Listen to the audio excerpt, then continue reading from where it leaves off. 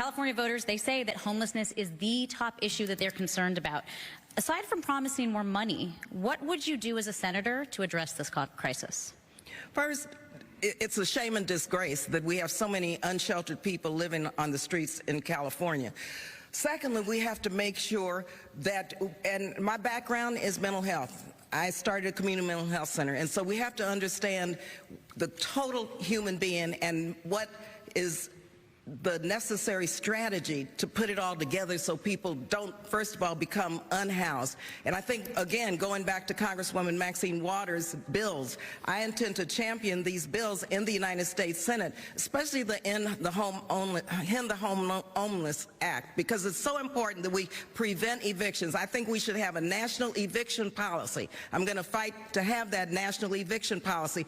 Also, we have to have more affordable housing built.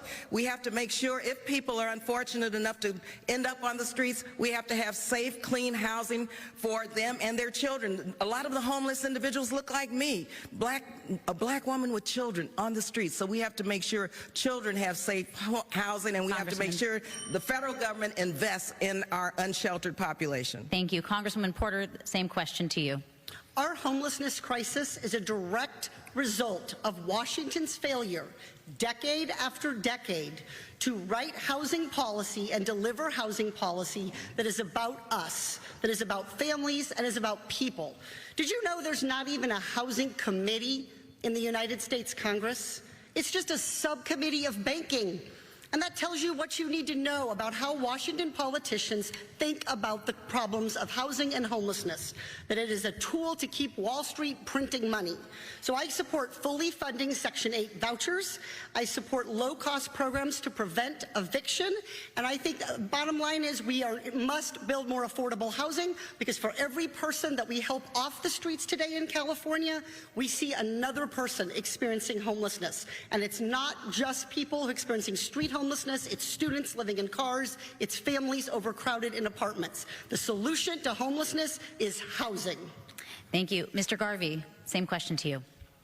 When was the last time any of you went to the inner city, actually walked up to the homeless, as I have over these last 3 weeks? I've gone to San Diego and Los Angeles and Sacramento. And actually, because this is part of, you know, I'm not a politician, but I needed to talk to the people of the city. I needed to talk to the homeless, went up to them and touched them and listened to them. And you know what? They looked at me and they said, "You're the first time anybody's come up and asked us about our life." The homeless man who spent 5 years on the street in Sacramento. They don't get it. When I go back to the Senate, a year from now, when I'm your next elected U.S. Senator from California, the first thing I'll do is an audit. Where have the $30 billion the federal government has spent? Just look at the Alpha Project in San Diego and the Dream Center right close here. These are examples of what can be done when you spend your money wisely. And by the way, these are career politicians that talk about Washington being dysfunctional. Thank you, Mr. Garvey. You're Washington. I know I'm the youngest person on this stage, but my career didn't just last 5 years. I was elected to Congress 5 years ago. I am not a career politician, but I'm proud of the work I've done in Congress. Congresswoman, we need to let Mr. So Schiff get in and there. I've just got to say, as somebody who's been unsheltered, I cannot believe how he described his walk and touching and being there with the homeless. Come on, please. Okay, all right. Thank you, Congresswoman. Well, Congressman you Schiff, do you have that not had... really care. If you care about the homeless, Mr. Garvey, we need to let let's get some order. Schiff in Let's here. get some order in here.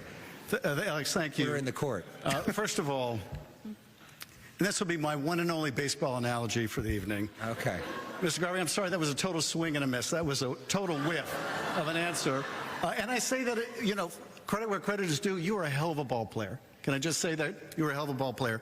But here's the thing.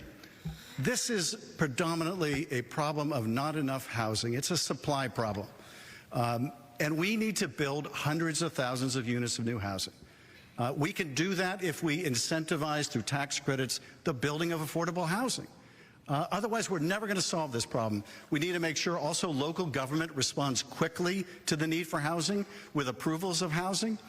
We also need to make sure that people can stay in housing. And when we do find shelter for those who are homeless, that they get the services, mental health services, substance abuse services they need to stay sheltered.